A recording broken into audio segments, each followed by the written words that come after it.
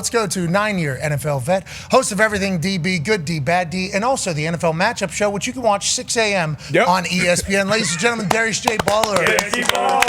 D-Butch, we just hit a lot of things here for these teams because there's a lot happening in-house in the Thunderdome. You and me might be alumni of a team that's the best in the NFL. Will that be the number one story to kick off the first 15? We shall see. Put 15 on the clock, please. Welcome to First 15. These are the things that we think you need to hear about. Now, it might be 15 minutes on the clock, but this is off of the first 15 plays, that are kind of scripted in there. So that clock is there, but it certainly has not worked in the past couple weeks as we have debuted this. Let's dive right into the 5 big headlines that we seen from the weekend of ball for the NFL. Number 5. How about some super dupers? Oh, hell yeah. All over the place. Now, not great for punters in a lot of situations. Sure. Not great for kickers in a lot of situations. But everybody talks about the offense. Hey, this quarterback can lead them. Defense, they got championship defense. Nobody's talking about the third phase. I think we try to bring it up, obviously, because I was a punter, so I have massive respect for the guys playing on special teams, which is the back half of the roster. That's a rotating bunch, too. So the special teams coordinator is the only one that addresses the entire team, offense, defense, and then obviously the guys that are just there for special teams, because at any moment you could pull from any play could win the game. Any play could sway playoff hopes, Super Bowl dreams. That's what special teams is. Let's dive into some highlights. Torrey Horton from the Seahawks.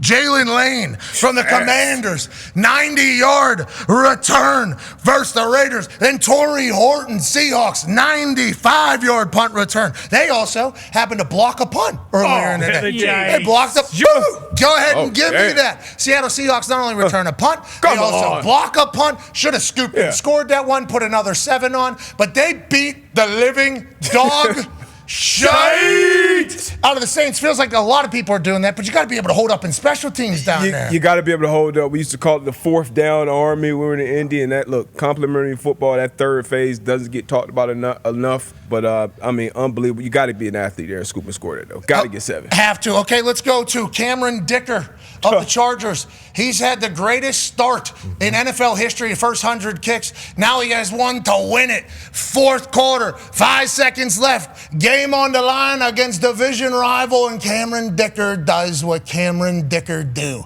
Knocks it right down the middle. Justin Herbert's a real deal. Cameron Dicker might be the best kicker in the history of football, D-Butch. He might be, and you knew as soon as they got him in field goal range now. Up until this point, we have seen some big-time blocks and big-time moments, so that would have been the only thing that got in the way of Cameron Dicker, but he is Dicker the kicker, the best in the business. Big-time kick, took 3-0 against 3 divisional opponents to start the season. Unbelievable start. That's a great way to start for the Chargers. Let's go to the Bucs. Chase McLaughlin. He has a 36-yarder to win it. How did we get here? You might ask. Well, let's do some more special teams. Earlier, 2 minutes left. Will McDonald off the edge, block, and then what? Scoop. Then what? Score. Cut to Tyrod Taylor in the middle of a play, Fox. Why are we doing that? Touchdown, New York Jets. Special teams block a Chase McLaughlin kick right up over the center. No leverage was used. No call was made. Game-winning blocked kick, scoop, score right. Aaron Glenn, we did it. We did it. We did it. Yes, we did. What a moment. 1:49 left in the game. That might be too much for Baker Mayfield. Yeah, right. All Baker does is have comebacks. Chase McLaughlin would then nail this 36-yarder. 29-27. The Bucs remain undefeated. Unbelievable stuff from the Tampa Bay Buccaneers. Now let's go to the 49ers. They're starting Mac Jones as their quarterback. They were in a dogfight with the Arizona Cardinals. An absolute dogfight. Eddie Pinheiro knocks one through, wins the game. Moody, who had been kicking for the Niners, lost his confidence, and maybe the op wasn't great. He had been missing a lot of kicks and extra points. Pinheiro coming out and making that, saying, this is my shit. This is my shit. Huge for them going forward. The Niners might be inevitable, by the way. They got a lot of people hurt. A lot of people hurt. And they're still winning. Christian McCaffrey, I got a stat from Hembo. He's on pace to have the most touches in the history of ball. How much they're using him right now. He's on pace to have more touches. He's healthy. If he can stay healthy and the Niners can continue to do what they do, and Mac Jones doesn't turn the ball over. What's he doing? No. I mean, look, Mac's going to do that sometimes. You know how Mac is, but also, that's just classic Mac Jones. What he's referring to is Mac Jones, whenever he was asked about the turnover, basically said, I threw the ball right to the guy. Way to go. He's a professional athlete. He caught the ball. That's real. That is actually real. True story. We appreciate Mac having the personality and the moxie and also being undefeated. Congratulations to Mac Jones. He might get paid $100 million. Now let's go to that Packers-Browns game, shall we? 2 seconds left. 55-yarder for Andre Schmidt. How did we get here, though? Well, let's go back. 27 seconds left in the game. Unbelievable, really? Right? To steal a win against the Browns. Nope! Blocked kick. The Cleveland Browns special team. Bunch of dogs in the dog pound. Come around the edge. Got to get a hand on him, Doc. We got to get a body on him. We got to get a better shove on the edge. He comes around, gets a huge block. They scoop it. Only need a few more yards now for you to be in game-winning field goal range. And they certainly did. Yeah. Andre Schmidt out of Syracuse. Right Dahn Broadway. What a kick. Flag was not on the kicking team. And that's how the Cleveland Browns beat the Green Bay Packers. Block kick into a long kick, and that's called stealing that shit from the Green Bay Packers. Ty, what a heartbreaker for you in the dog pound. Yeah, absolute heartbreaker. You just saw it there. 27 seconds. The Browns have no timeouts. They block a kick, and Flacco completes one pass. They get down, spike it. Apparently didn't think they'd have any time. It is a cool story for this Andre Schmidt guy, though, because last week week one, he did not play well. They were calling for his job. I think he lost his mom, and then for him to respond, this way and absolutely dagger the Packers' playoff hopes. That's a lot of people are saying, hey, this team can't do anything. You can't beat the Browns.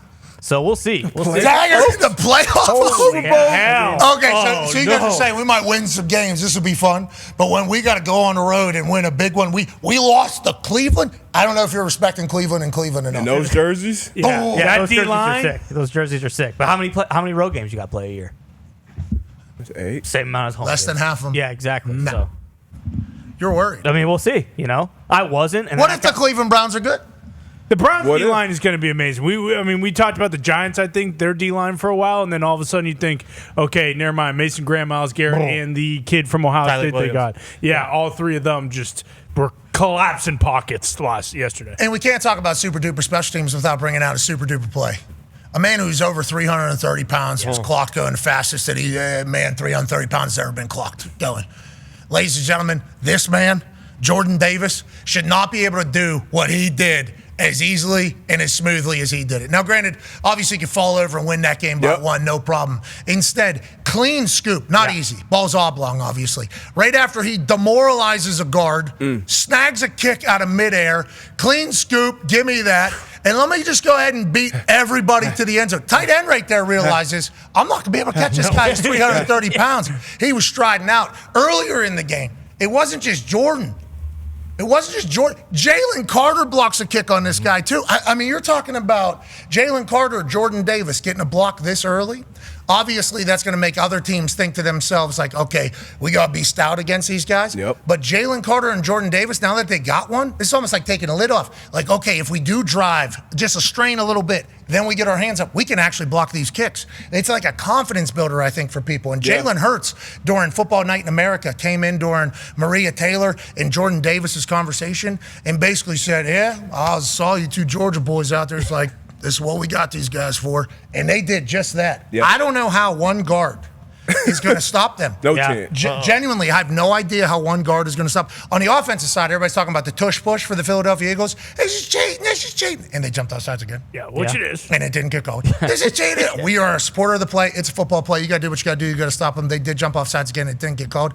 But the tush push, still involves pushing and shit like that. For blocking of kicks, they used to let linebackers, like multiple linebackers, go put their hands directly on the cheeks of these D tackles. Yep. And they would push them, and then they would be the ones that would be up there jumping. They got rid of that because they said it was unsafe. Okay, now on the offensive side, they still got it going on, but they got rid of it on the defensive side. Now you got Jalen Carter and Jordan Davis. That's basically similar to what it used to be with four people pushing.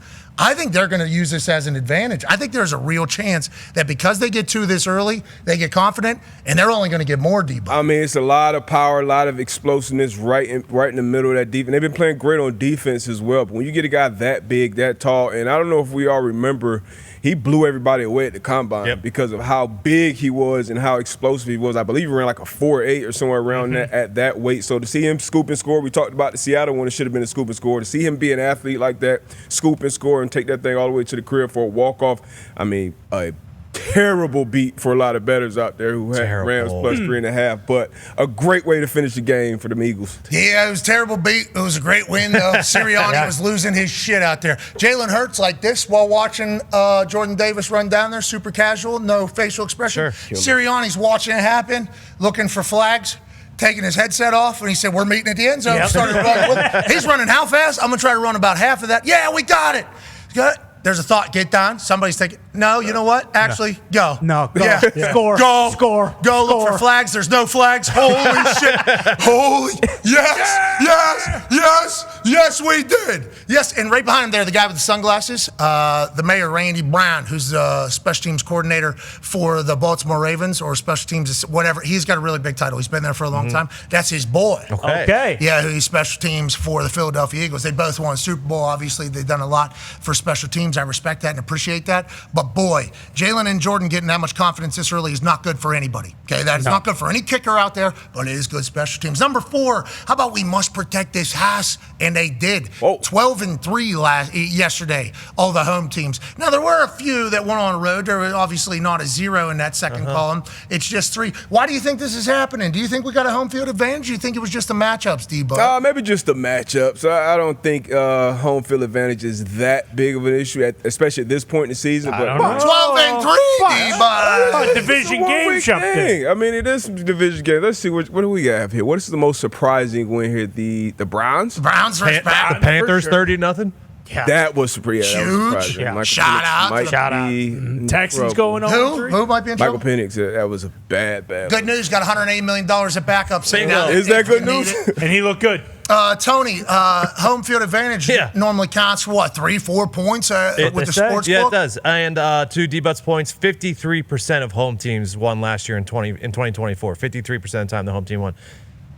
How come we didn't put up the teams that won on the road? Because that's more impressive than the home teams. Who was it? It was the Chiefs, which they're a dynasty. Oh, great win last night. Yeah, that was. I was trying to watch them be back. Now, Andy Reid and Travis Kelce doing a little. It didn't seem like not getting in each other's grill. Yeah, but they love ball. They do. They love ball. Are they back? Andy said he liked it. Are they back? Win by 3 scores. Yeah, I think any NFL team, I think they're definitely back. Certainly some moments where you go, they don't look like a good team right now. But win by a bunch, that's what Chiefs are. They go on the road. And they're prime dynasty. time. So you expect them to win on the road. You'd expect the best team in the NFL to win on the road. That'd be the Indianapolis Colts right now, probably. So they did True. Good point. They got Tennessee and we blew And then the them other out. one you'd expect, the 6-time Super Bowl champs, the greatest franchise in NFL history to go on the win on the road. And the Pittsburgh Steelers, they did that. Yeah, you're right. I guess That's what this is about. only the dynastic teams Bingo. are able to win on the road right now in the NFL.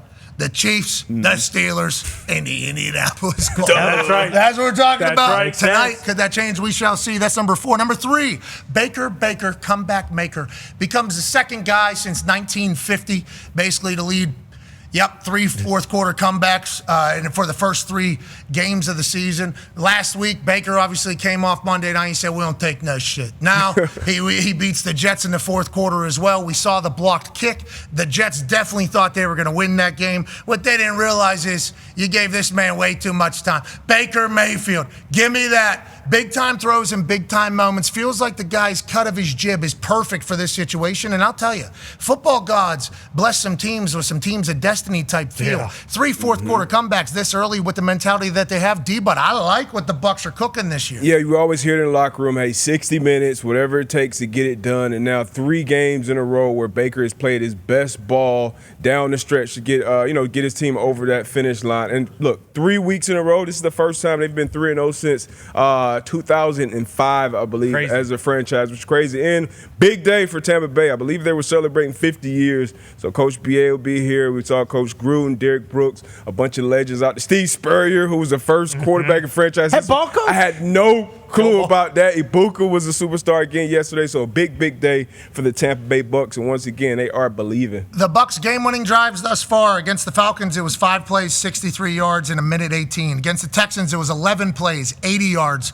in 2 minutes and 4 seconds. And against the Jets, it was 7 plays, 48 yards in a minute 49. They go ahead and just drain that thing and just take it over. Is Baker in that conversation now where it's, hey, too much time? Yeah. Too much time for Baker now. And by the way, backwards hat one time, next time looking cool. Baker said, I don't care what I look like. I'm letting you know, we ball and we don't take no shit. Respect to Baker. Number 2 story of the weekend. Backup quarterbacks back that thing up all over, folks.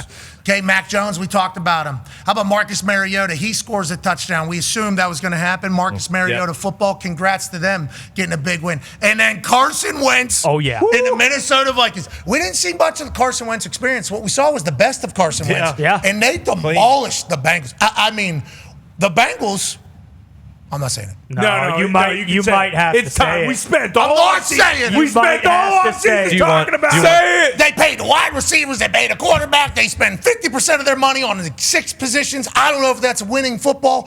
Then you get Joe Burrow.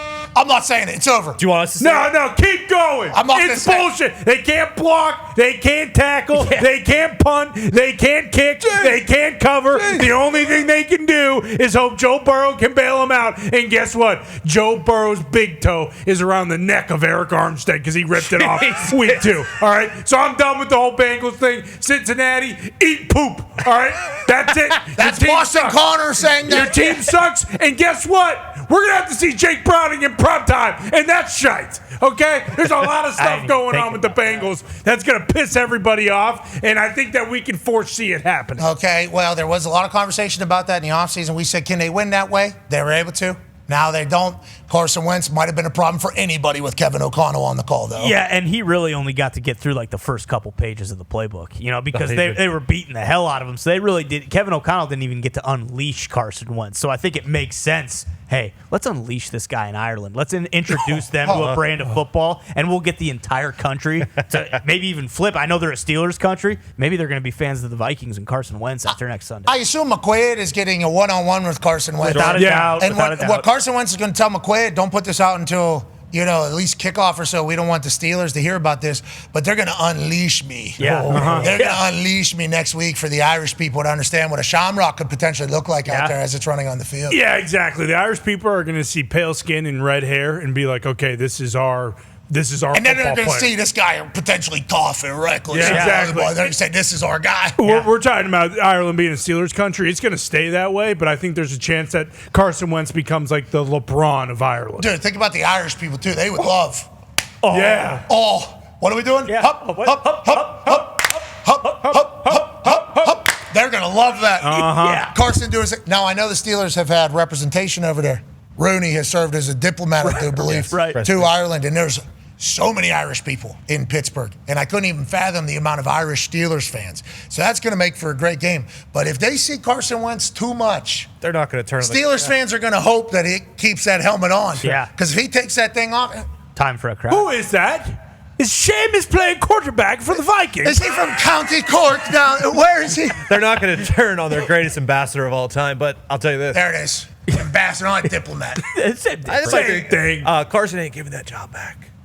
Yeah, that's certainly a conversation to be had. Another day, we hope JJ gets healthy. Congrats to the Vikings. And the number one story of the weekend, you guessed it, best team in ball is right here in Indianapolis, Indiana. Danny Dimes, only guy to do everything that he's done and not have a turnover. The Colts, the only team to ever do what they've done and not have a turnover. The percentage of scoring drives higher than anybody that's ever played ball. Only having one punt through 3 full games of NFL action is better than everybody that's ever done it before. The defense is all over the place. Brought in the right guys. Lou Anarumo, D coordinator, being one of the right guys being brought in, let alone Cam Bynum and Moni. The energy on the defensive side, different than it's ever felt. And on offense, Tyler Warren is the one. And Danny Dimes is so fucking good. Yeah. I don't know if he was always this good. I don't know if the Giants ruined it, because you see Saquon, he leaves, he wins the Super Bowl. Danny Dimes right now on pace to win an MVP after getting an opportunity that isn't in the New York Giants uniform or organization. What he's doing is awesome. Pittman's awesome. Yeah. The offense is awesome. The offensive line is awesome. Jonathan Taylor scored 3 touchdowns. We like that. Yep. We like that a lot. Okay, let's get some tackles, 244. We like that a lot. Let's go and up value of entire team here. Tuning up the band as the boys were rolling down Broadway. You see that? That's Broadway down there in Nashville. that is I've been down there. Yeah, great play. I would say Great Nashville, the city itself, maybe favorite in the country. Yeah. Really? Whoa. It's top 5 without a doubt. That's a hell of a state. It's top You just 5 came without from a- Miami. Without a body of water, it's Okay, yeah, without body of water. yeah. Miami doesn't have body of water either, really. Coral Gables, I didn't see that. You I get the one. Flew over it. Yeah, I could feel it. Miami, Coral Gables, beautiful.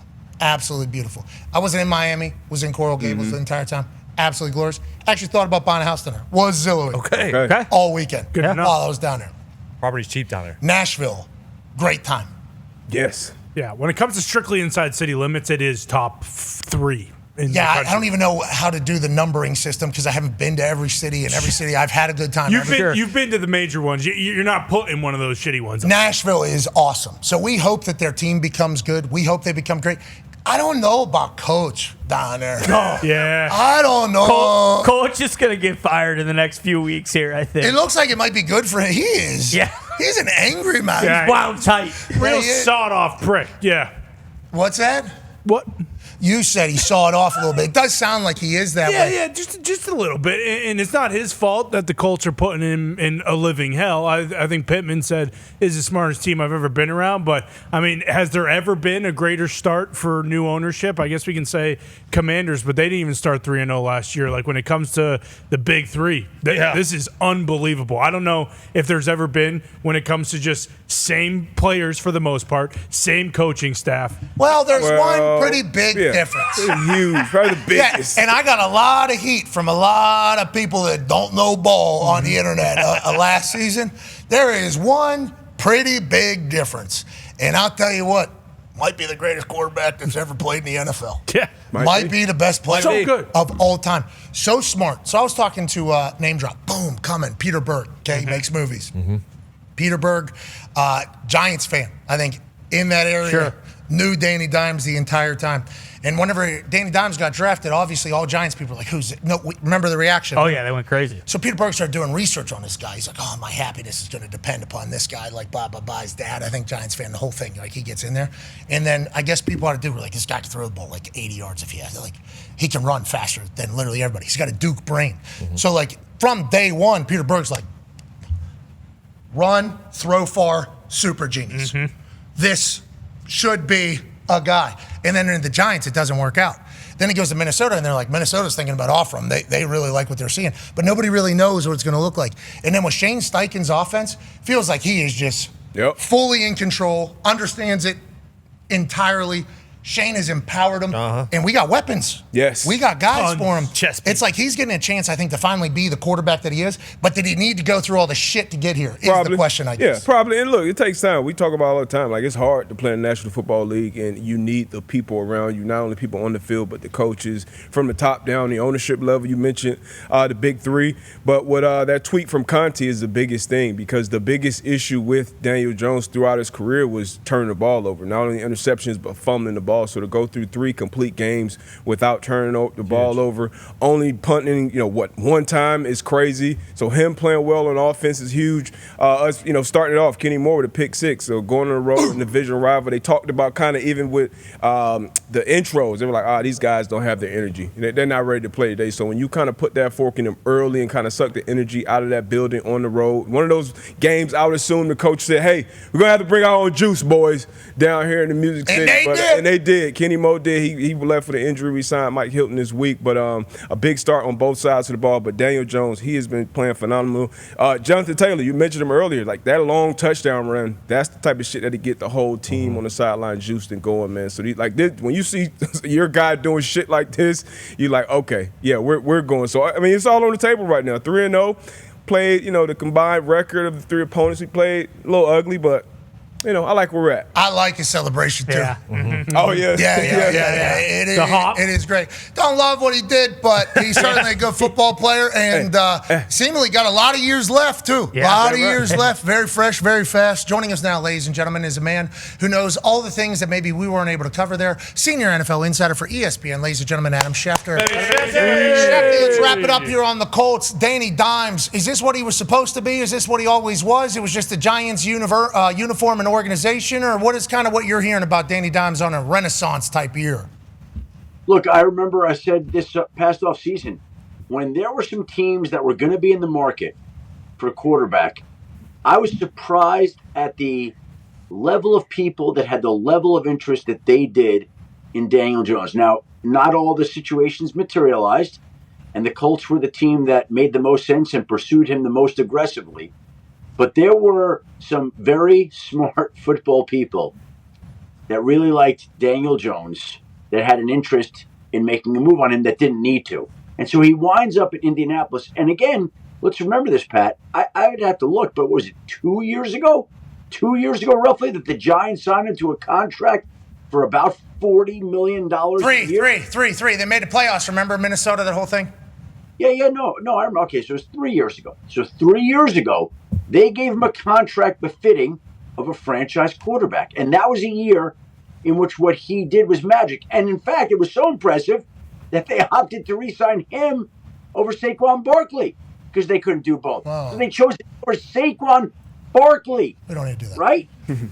Hey, we don't need you to be doing that right there, okay? We don't need you to be doing that. We're having a good time with Danny Dimes right now. Could have paid both, okay? Could have paid both. There are places that have certainly made it possible in that type of situation, but we love him here in Indy. Feels like he fits the town perfectly. Not scared to go have a couple beers with the boys, too, which we love and we respect. Okay, let's move to some other news out of the weekend that maybe people need to be caught up with. Schefty, what did we miss maybe in there that's in your department? I saw some Achilles, I think, some other injuries. Obviously, that's going to happen with football. What should we be paying attention to?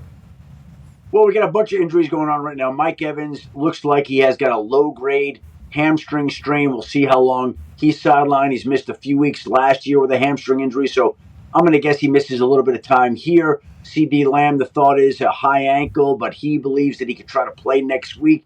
We'll see whether he could do that. Colston Loveland had a hip injury, doesn't appear to be serious at all. And obviously the two big injuries of the day yesterday were at the running back position. Najee Harris, you saw his Achilles on the replay pop. Awful injury. The Chargers confirmed after the game it's an Achilles injury. They were waiting to get the MRI for the official word, but I think everybody knows what's coming there with Najee Harris. And, of course, we have the situation with James Conner, the Cardinals running back, who now suffered a awful ankle injury that's going to end the season and require surgery.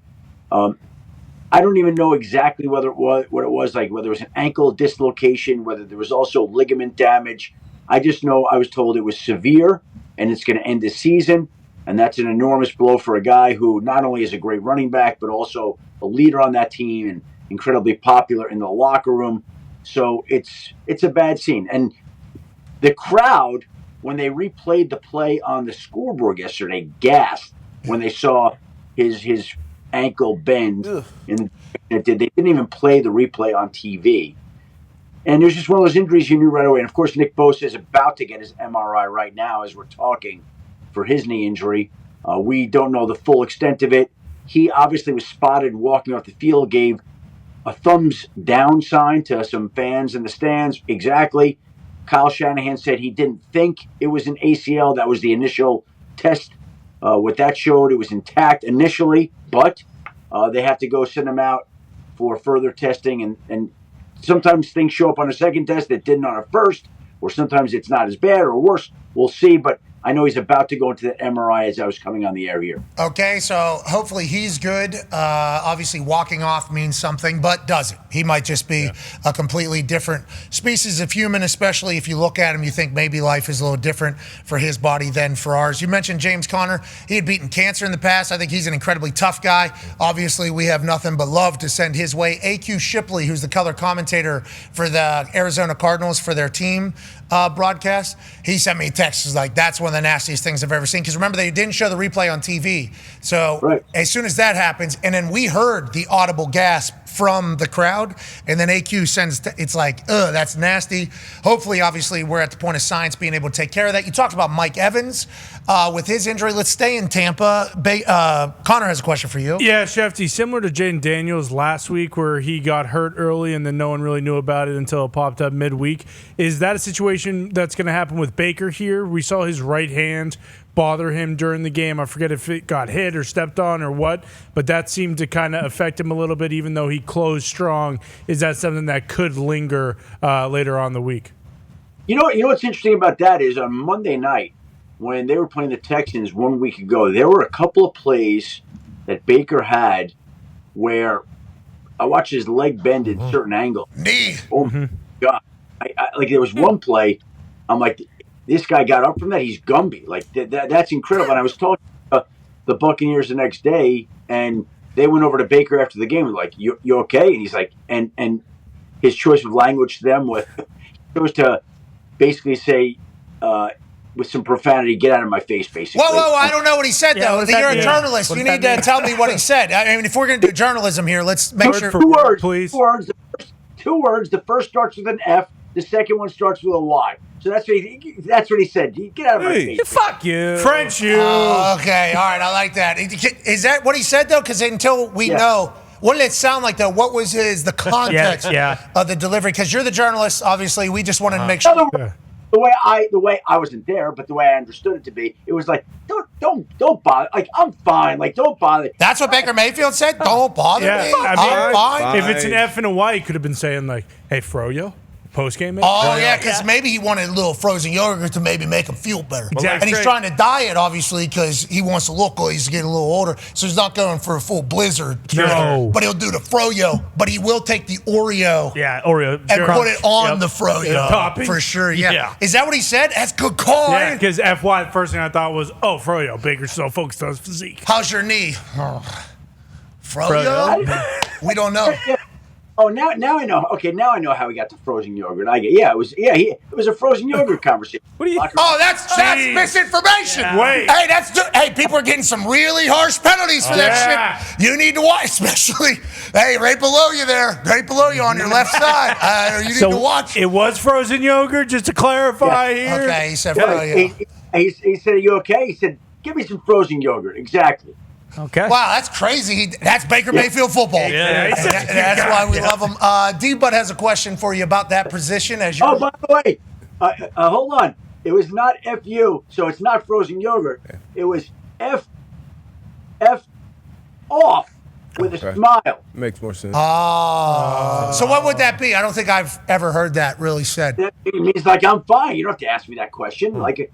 F off with a smile. Is that a competition? That question. That's a lot of different words there. The way you're kind of reciting it versus what it actually was doesn't sound the same. Yeah. Corrected on air, like in real time. I will say this. There are many things that I love about doing this program. Many things. Pat's brilliant. He's never done the show in a Speedo, which I think he should start doing that. There's many things I love, but I love when I'm asked a question, and sometimes either there's a detail that's off or a question. And the person is watching the show and they can text me the information actually in real time as it happens, like it was F off with a smile. That's how it came down. Well, we're happy that people are watching. And you can watch every game, every Sunday. Wow. And they haven't met today, like they haven't had the meetings yet, but they think Baker's good. So great news. Okay. Good question. Yeah. If he says effing good, we'll never hear about it from Schefter because he picks and chooses what words to journalize, which I don't love. But, Pat, I do love frozen yogurt. I do love frozen yogurt. We know. Patient to go to the FY as opposed to the FO. Okay, yeah. FO. Much different. Yeah, you don't want to go to the FO.